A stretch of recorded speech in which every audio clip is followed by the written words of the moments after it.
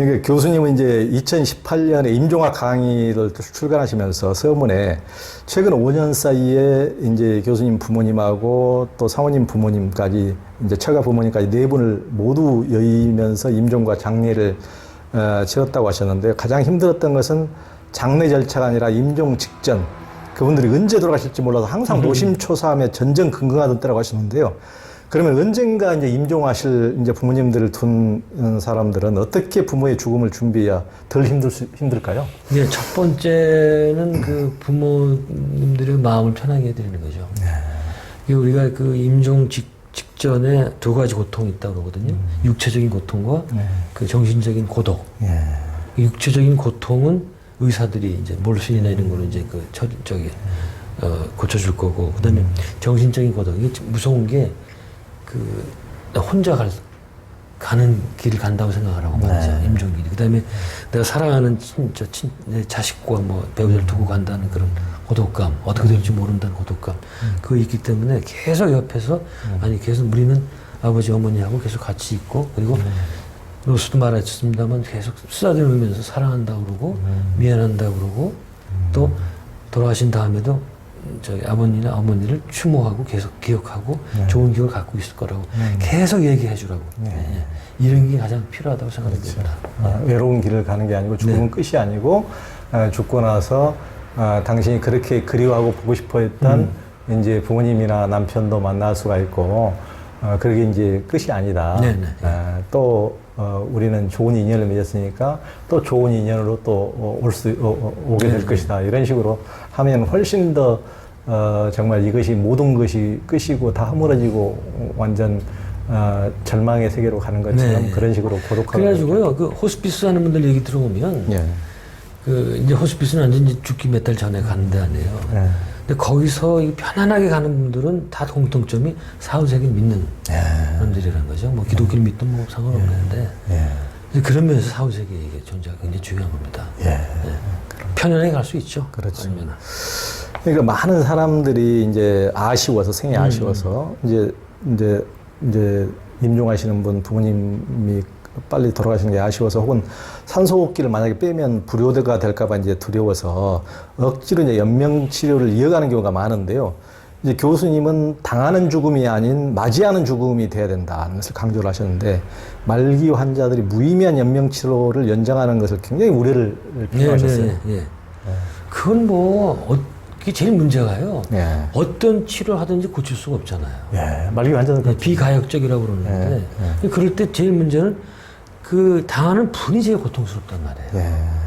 그 수많은 치료제, 뭐 주사, 검사 하면서 어차피 안 되는 건데 고통을 줄여야 되는데 제 자식들은 마지막 하는 길 효도 다 하겠다고 돈을 아끼지 않잖아요. 그래서 한 사람이 평생 쓰는 의료비 중에 절반을 죽기 전 한 달 동안 쓴다느니 특히 죽기 전 3일 동안의 의료비 4분의 1을 쓴다는 그런 총계 자료도 있더라고요.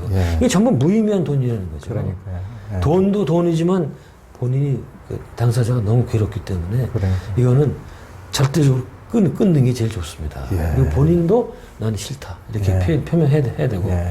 그러려면 삶에서 그런 데 대한 준비가 굉장히 연명치료 의향사라든가 그런 게 굉장히 준비가 철저하고 마음의 준비도 굉장히 이를테면은 수행이라든가 정신력이라든가 이런 게 평소에 준비가 굉장히 돼 있지 않으면은 그냥 인간은 그냥 오직 생의 본능에 의해서만 움직이면은 참 이제 본인과 가족들이 계속 이제 고통을 겪은 가운데 이제 그렇게 이제 갈 수밖에 없겠죠.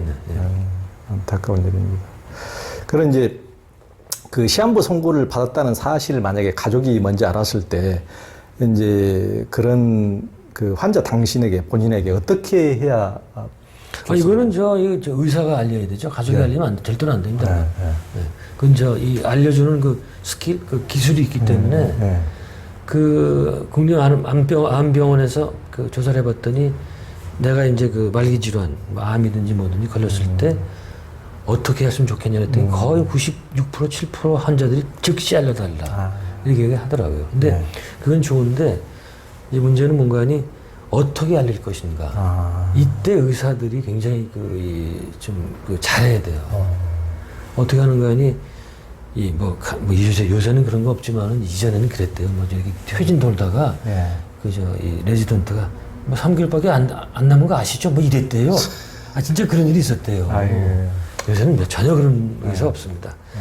그래서 이런 그렇게 해서는 안 되겠고 이 의사가 이제 이 짧은 시간에 그렇게 얘기하는 게 아니고 주말이나 이런 시간을 잡아서 한두 시간을 잡고 가족들 다 초치하고 그리고 거기에서 충분히 알아들을 수 있게 다 설명해주고 절대 어려운 의학 용어 쓰지 말고 그리고 물론 이게 불가역적인 불치의 병이지만 마지막까지 우리 의료진이 같이 가고 고통을 줄여주고 잘 대처할 거라는 희망과 확신을 주는 이렇게 하면 문제가 없죠. 근데 그렇게 할 수 있는 의사 별로 없어요. 그러니까요. 문제는 의사들이 교육 받은 적이 없습니다. 그러니까 그게 의사들에게 가장 시급한 교육인데 이게 어떻게 보면 약물 치료 이상으로 그게 굉장히 중요하지 않습니까?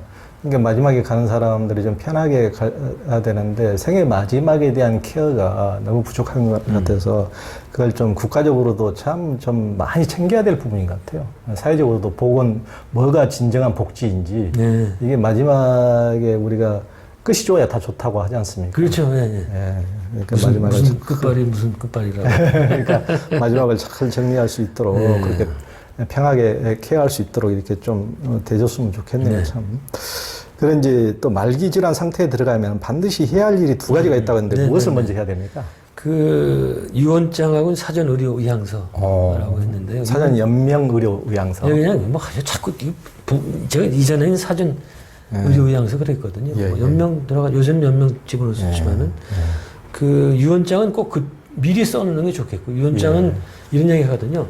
그 통장은 유족에게 가족들에게 물질을 남기지만 유언장은 마음을 남긴다. 그런 얘기가 있는데 그 뭐 다 아시는 것처럼 유언장을 쓰는 이유는 제일 중요한 거는 유산의 분배. 그게 제일 중요하고 사실 중요하죠. 사람이라는 게 아버지 돌아가시면 그 침상 그 침대에서 싸워요. 돈 갖고. 그게 사람 아닙니까? 그런 걸 미리 방지하기 위해서 이제 유산을 잘 분배하는 게 이런 필요하겠고. 그 다음에 이제 그 자식들에게 그 못다한 얘기들. 평생 자식들이 그 유훈으로 갖고 간직하고 싶은 얘기들. 그런 얘기를 써서 남기기도 좋고요. 사전의료, 연명의료의향서는 뭐 아시는 것처럼 아까 이제 비과학적인 말기질환 상태 들어갔을 때 나는 이런 치료를 받지 않겠다라는 미리 써놓는 건데 인공호흡이라든가 산소호흡기, 산소호흡기 또 인공 신장 투석이라든가 이런 거는 무조건 NO. 그리고 그 진통제 yes. 영양제는 뭐 알아서 할 거고. 그거만 쓰면 돼요. 그러네요. 근데 꼭 필요한 거죠. 그럼 말기 환자들 육체적으로 이제 통증으로 고통을 많이 겪지 않습니까? 그럴 때 어떻게 해야 됩니까? 그러면 의사들이 알아서 해야 되는데요. 뭐 몰핀 투여밖에 없죠. 그 이제 마지막에 이제 가장 강력한 그 약을 줘야 되니까.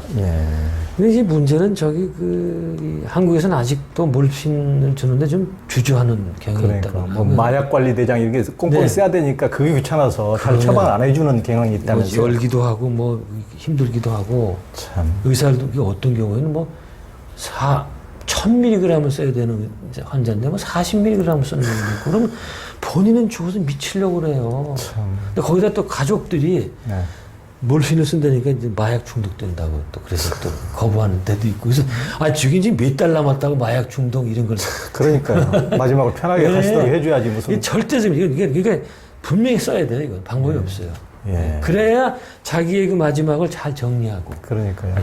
마지막에 지금 웃으면서 갈 수가 있죠. 그러니까 편안하게 좀 해주는 게 참 필요한데 맞습니다. 이런 것도 이제 의료나 이렇게 국가적으로 이런 정말 세심한 비례가 있어야 될 것 같아서 너무나 그 편의주의로 그 마약 관리 대장 쓰기 귀찮다고 이렇게 안 되는 이런 시스템이 말이 되겠습니까? 말기암 환자한테는 정말 그게 얼마나 절실할 텐데요.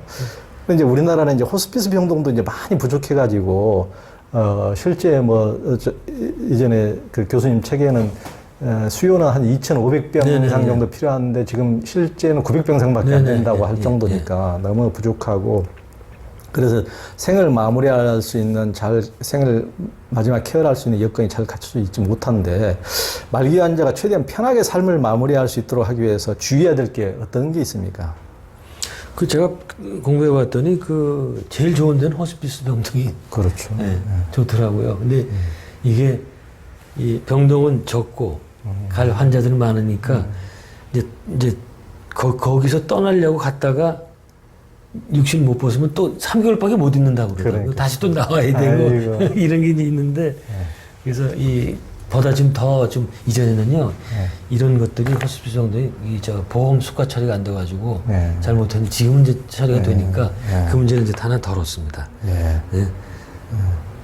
그리고 이제 뭐 우리가 이제 이런 경험은 진짜 많은데 이제 마지막에 이제 임종을 앞두고 있으면은 참 정신이 또 오락가락하기도 하고 그러면은 사람들이 꼭 방문한 사람들이 나 누군지 아세요? 이렇게 물어보는 그걸 굉장히 이제 염려를 하시는데 정말 그 일리 있는 것 같아요. 맞아요. 저는 뭐 네 분 가실 때 다 너무 많이 봤으니까.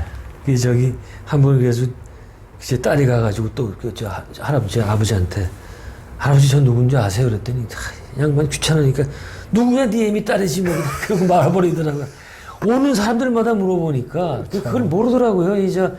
이 질문하는 사람은 자기가 한 번밖에 안 하지만 그러니까 받는 사람 얼마나 받는 사람 매일 받아야 되니까 상태도 힘든 상태에서 몸도 힘든 상태에서 죽기 전에 그런 계속 질문을 해야 되면 그래서 그러니까 반드시 이제 갈 때는 이제 저 누굽니다. 먼저 밝히는 게 당연히 예의다. 그 굉장히 중요한 것 같아요.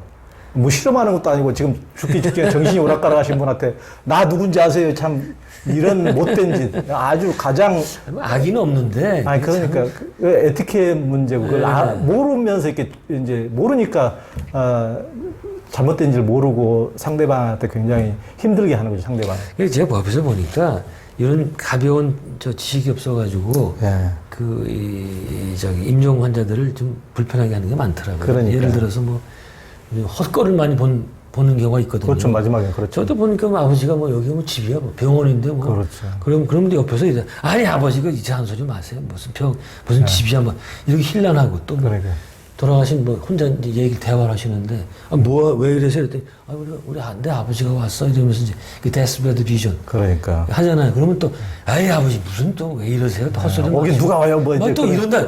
제발 그러지 말라고 그냥 일난하지 말고. 뭘 얘기하든지 그래요. 그래요. 그렇죠. 수고하세요. 한마디만 하면 되는 거를. 근데 그게 의외로 안 지켜지더라고요. 안타깝네요. 안타까워요. 마지막 가신 분의 고통을 덜어주는 쪽으로. 임종학 강의에서 이제 그걸 다 풀었었는데, 저건 또 책은 안 봐요, 또 그런 책은. 뭐 좀 공부하자 그런 책은 안 봐요. 이거 참 안타깝습니다. 그러니까 임종의 그런 임종학 교육을 얼마나 필요한지 정말 우리 삶에서 정말 그게 필요한데요. 진짜 그게 어떤 교육보다 제가 보기에는 그럼요. 정말 필요한 교육입니다. 제가 보기에는 구청 문화센터에서도 정말 다른 교육이 아니고 그런 교육보다 우리는 전부 다 주변에 다 주변들 연로하신 부모님도 다 우리는 또 언젠가는 보내야 될 처지니까 누구나 예외가 없잖아요. 죽음에 대해서는 참 필요한 교육이 우리가 너무나 좀 방기하고 있는 측면이 커서 참 안타깝습니다. 그리고 이제 마지막 숨을 안 쉴 때 막 놀래가지고 간호사를 부르면서 심폐소생술 해달라고 살려달라고 이렇게 하고 이것에 대해서 교수님께서 굉장히 뭐 이제 현명한 판단을 해야 된다고 조언을 해주셨어요. 이건 전 그 현장을 우리는 이제 의사가 아니고 못 보잖아요. 서울대학교 의대에 있는 그 동료 의사한테 들은 얘기인데, 가령 이제 우리가 돈이 많은 사람이 별로 없잖아요. 그러니까 다 우리는 6인실 아니면 4인실에서 임종을 맞이하는데, 4인실에서 임종을 맞이하는데 이제 마지막에 숨 헐떡거리면 가시는 거 아닙니까? 근데 그때 놀래가지고 유족이 그냥 의사들 불러다가 뭡니까 이거 뭐죠 이거 심폐소생술 이거 다리미처럼 생긴 거 있잖아요.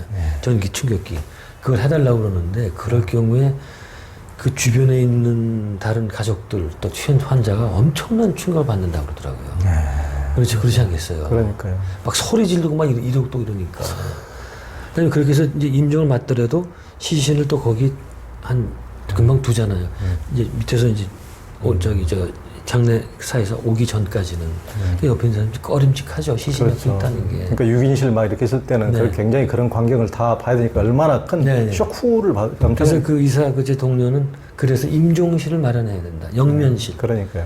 마지막에 가족들하고만 있어서 충분히 거기서 이별 다 하고 예. 예, 그런 이제 마지막 그 뭐 종교의식도 할 수 있는 그런 데가 있어야 된다 그러는데 이게 또 보험수가 안 되니까 안 만들죠. 그런 것도 참 필요하네요. 네. 필요한 게 너무 많네요. 네. 너무. 이제 큰 병원에만 있다고 그래요. 얘기를 들었어요. 네. 근데 지금 제가 서울대학교 얘기를 들어보니까 12층에 그런 방이 있대. 근데 따로 있는 건 아니고 2인실로 그걸 쓴다고 그러더라고요. 예. 그래서 제가 그 13층에서 죽으면 거기 못 가요. 그랬더니 못 간대. 12층에서 죽어야 한다. 아, 예. 지금 바뀌었는지 모르겠어요. 예. 오래된 얘기인데.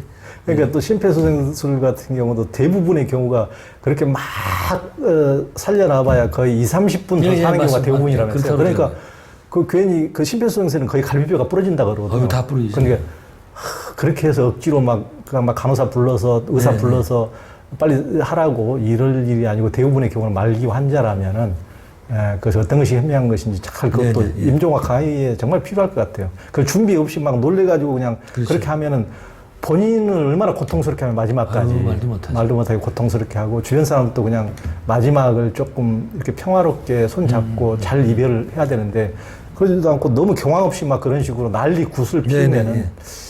참 양쪽 다 그 저기 가족들 모두가 불행하겠죠. 그 원불교 교전에 보면은 소태사님 뭐 어떻게까지 얘기하는 거니? 이제 그렇게 손 헐떡거리고 마지막 그 갈 때 그 막 소리치고 뭐 아버지 가지 마세요 어떻게 되세요 절대로 그러지 말라는 그러니까요. 거죠. 예? 예, 예. 이 나가는 이 영혼이 정신이 없어가지고 그러니까 안 좋다는 거죠. 예, 굉장히 예. 안 좋다는 거죠. 그래서 만약 정말 슬픔이 있으면 몇 시간 지난 다음에 그때 예. 울어라. 예. 너무 이성적이에요 가르침이. 그러니까요. 그리고 대부분 근사 체험자들도 보면은 그게 마지막까지 남아있는 게 청각이라고 그러잖아요. 네네네. 그러니까 돌아갔을 때도 이제 편하게 다음 생으로 갈 수 있도록 네. 좋은 마음으로 이렇게 이제 해주면 평화롭게 그 의식을 좋은 의식을 이제 우리 아버지 어머니 참 빛을 따라서 좋은 곳으로 가세요. 네. 그리고 너무 근데 평화롭게 이렇게 하지 않고 레몬드 무디 책에 보면은 예. 너무 또 기도하는 것도 안 좋대요. 예, 예. 어떤 미국 할머니가 이제 근사 체험을 하고 이제 죽었다 살아났는데 뭐라 그러더니 야 너 지난번에 너도 되게 너무 기도를 세게 해가지고 내가 영혼이 빠져나오는데 힘들었다. 이번엔 그냥 좀 편하게 가겠나 내보다 그런 얘기도 있더라고요. 예. 기도라는 게 예를 들면 어떤 기도가 안 아니 좋은 그러니까 이제 아버지 어머니 뭐 우리 어머니 안 가게 하시고 그러면 기도라는 게 생각 아닙니까? 그러니까 사념은 에너지 아니에요. 예, 에너지는 다 영혼에게 전달되는 네, 거죠. 영혼도 에너지. 그러니까 그게 이제 가는 길 막는다. 예. 믿거나 말거나인데. 그러니까 편안하게 네. 이렇게 좀 해주는 게 네. 평화로운 게 좋겠네요. 평화로운 진목 묵상으로 평화로운 기운을 좋은 기운을 이렇게 보내주는 정도로 네. 막 소리내서 기도하는 것은 아주 금물이고 또 사념도 생각도 이렇게 집착적인 이런 것을 일으키는 게 별로 금물이겠습니다. 그런 이제 막 돌아가시면은 장례를 이제 준비해야 네. 되는데 통상 유족들이 정신이 이제 없을 텐데 막 돌아가시면은 무엇부터 해야 됩니까? 이건요, 장례는 그 개인적으로 하기 힘들어요. 상중에서 껴야 됩니다. 예. 별 수가 없어요. 예.